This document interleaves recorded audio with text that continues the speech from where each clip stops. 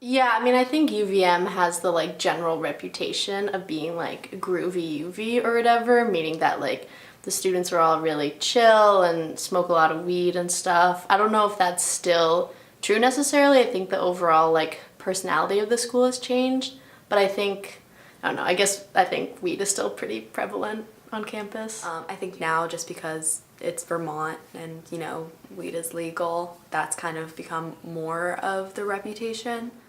Yeah, I think UVM definitely has a reputation as a bit of a stoner school. I don't think it's quite as warranted as maybe an outsider's perception of that would be. But I think the single most common stereotype of UVM is the marijuana culture. I'm a freshman, and when I committed to UVM, like a lot of people are just like, oh, like druggy school, hippy dippy, like things like that. And I definitely knew UVM as like a very accepting of drug culture kind of school.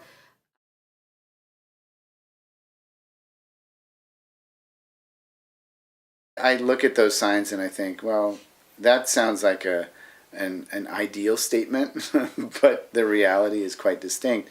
And, what better way to cultivate a culture of drugs than to prohibit it and to close it down and lock it down?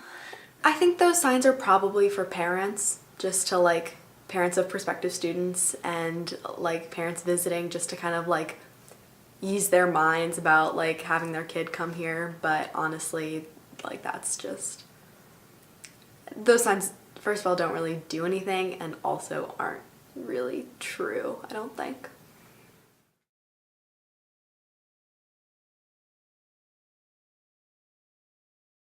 I think that they're probably about where they need to be. I think that it's more about enforcement than it is about the rules themselves. And I think that most of the time, it's not enforced at an overly harsh or an overly lax level. I think they're pretty aware of it. I just think that the way that they handle people like getting caught with drugs or alcohol is pretty bad, I guess. Like a lot of other schools I think have a more lenient like strike policy or whatever, or you like don't get fined immediately if you get caught right away with anything, whereas at UVM I think you get like $150 fine the first time you get caught with weed, which I think is just like super drastic, and they're just like denying the fact that if you put a bunch of like teenagers together living on their own, like they're gonna do shit, and you might as well just like make it safer for them rather than like try and prohibit it and make it like more sketchy for them. I guess I don't understand it well enough because I'm distant enough from it as a faculty member. But I do feel like instead of shutting things down, we need to open up discussion around them. I feel like what we need to take is a harm reduction approach, not a prohibition approach. And a harm reduction approach means we got to talk about this, and we need to figure out ways in which we can model responsible behavior instead of just shutting it all down.